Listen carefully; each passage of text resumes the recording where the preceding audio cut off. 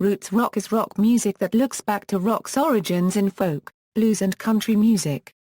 It is particularly associated with the creation of hybrid subgenres from the later 1960s including country rock and southern rock, which have been seen as responses to the perceived excesses of dominant psychedelic and developing progressive rock. Because roots music is often used to mean folk and world musical forms, roots rock is sometimes used in a broad sense to describe any rock music that incorporates elements of this music. In the 1980s, roots rock enjoyed a revival in response to trends in punk rock, new wave and heavy metal music. History. In 1966, as many rock artists moved towards expansive and experimental psychedelia, Bob Dylan spearheaded the Back to Basics roots revival when he went to Nashville to record the album Blonde on Blonde, using notable local musicians like Charlie McCoy. This, and the subsequent more clearly country-influenced albums, John Wesley Harding and Nashville Skyline, have been seen as creating the genre of country folk, a route pursued by a number of, largely acoustic, folk musicians. Other acts that followed the Back to Basics trend in different ways were the Canadian group The Band and the California-based Creedence Clearwater Revival, both of which mixed basic rock and roll with folk, country and blues, to be among the most successful and influential bands of the late 1960s. The same movement saw the beginning of the recording careers of Californian solo artists like R.Y. Kuda, Bonnie Raitt and Lowell George. The Back to Basics tendency would also be evident in the Rolling Stones' Beggar's Banquet and Exile on Main Street, as well as the Beatles' The White Album and Let It Be, and also on the Doors' Morrison Hotel and L.A. Woman. Country rock.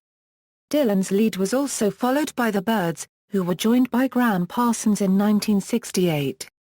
Earlier in the year Parsons had already recorded Safe at Home with the International Submarine Band, which made extensive use of pedal steel guitar and is seen by some as the first true country rock album. The result of Parsons' tenure in the Byrds was Sweetheart of the Rodeo, generally considered one of the finest and most influential recordings in the genre. The Byrds continued for a brief period in the same vein, but Parsons left soon after the album was released to be joined by another ex-Byrds member Chris Hillman in forming the Flying Burrito Brothers.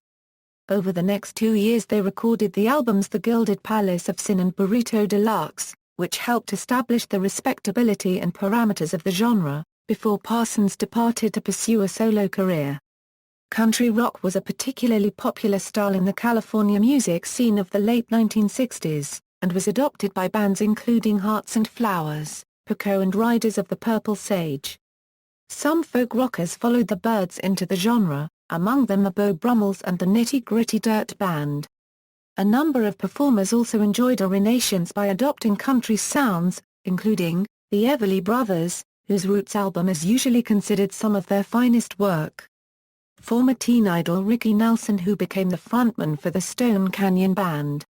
Mike Nesmith, who formed the first national band after this departure from the Monkees. And Neil Young, who moved in and out of the genre throughout his career. One of the few acts to successfully move from the countryside towards rock were the bluegrass band the Dillards. The greatest commercial success for country rock came in the 1970s, with the Doobie Brothers mixing in elements of R&B, Emmylou Harris becoming the queen of country rock, and Linda Ronstadt creating a highly successful pop-orientated brand of the genre. Members of Ronstadt's former backing band went on to form the Eagles, and emerged as one of the most successful rock acts of all time, producing albums that included Desperado and Hotel California. Country rock began to fade in the late 1970s in the face of punk and new wave trends. Southern rock. Although the southern states had been, as much as anywhere, the birthplace of rock and roll, after the decline of rockabilly in the late 1950s, despite some successful bands from the region, a major contribution to the evolution of soul music in the Stax Volt Records company and the existence of the Muscle Shoals and Fame Studios, it was not until the early 1970s that a distinctive regional style of rock music emerged. The founders of Southern rock are usually thought to be the Allman Brothers Band, who developed a distinctive sound, largely derived from blues rock, but incorporating elements of boogie, soul, and country. Combining hard rock instrumentation and rhythms with accented vocals and Duane Allman's slide guitar. Of the acts that followed the Allmans into the emerging genre, The most successful was Lynyrd Skynyrd, who with songs like Free Bird and Sweet Home Alabama helped establish the good old boy image of the subgenre and the general shape of 1970s guitar rock.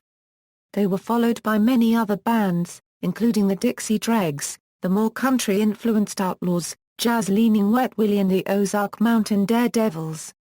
After the loss of original members of the Allmans and Lynyrd Skynyrd, the genre began to fade in popularity in the late 1970s, but was sustained in the 1980s with acts like .38 Special, Molly Hatchet and the Marshall Tucker Band. Heartland rock. The term Heartland rock was first used in the early 1970s to describe Midwestern arena rock groups like Kansas, REO Speedwagon and Styx, but came to be associated with a more socially concerned form of roots rock more directly influenced by folk, country and rock and roll. It has been seen as an American Midwest and Rust Belt counterpart to West Coast country rock and the Southern rock of the American South.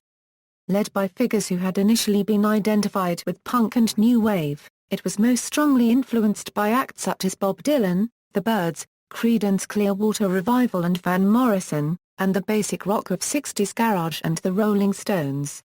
Exemplified by the commercial success of singer-songwriters Bruce Springsteen, Bob Seger, and Tom Petty, along with less widely known acts such as Southside Johnny and the Asbury Jukes and Joe Grusecki and the Hauser Rockers, it was partly a reaction to post-industrial urban decline in the East and Midwest, often dwelling on issues of social disintegration and isolation, beside a form of good-time rock and roll revivalism. The genre reached its commercial, artistic and influential peak in the mid-1980s, with Springsteen's Born in the USA, topping the charts worldwide and spawning a series of top 10 singles, together with the arrival of artists including John Mellencamp, Steve Earle and more gentle singer-songwriters such as Bruce Hornsby. It can also be heard as an influence on artists as diverse as Billy Joel, Kid Rock and The Killers. Heartland rock faded away as a recognized genre by the early 1990s, as rock music in general, and blue-collar and white working-class themes in particular, lost influence with younger audiences, and as Heartland's artists turned to more personal works. 1980s revival. The term roots rock was coined during the mid-80s. A number of key bands were defined as cowpunk, punk rockers who played country music, including Jason and the Scorchers from Tennessee, Dash Rip Rock from Louisiana and Driven Encryan from Georgia, but the center of the cowpunk movement became Los Angeles, thanks to bands including the Long Riders, Tex and the Horseheads, the Rave Ups, Lone Justice and Rank and File. Also part of this trend and enjoying some mainstream success were Gun Club, Chris Isaak, John Mellencamp, Bo Deans, and Los Lobos. In addition, the alternative country movement, producing such figures as Sheryl Crow, Steve Earle, Lucinda Williams and Uncle Tupelo, can be seen as part of the roots rock tendency. The movement began to decline in popularity again in the 1990s but produced some bands like Son Volt, Wilco and Bottle Rockets. Notes. See also, List of roots rock bands and musicians.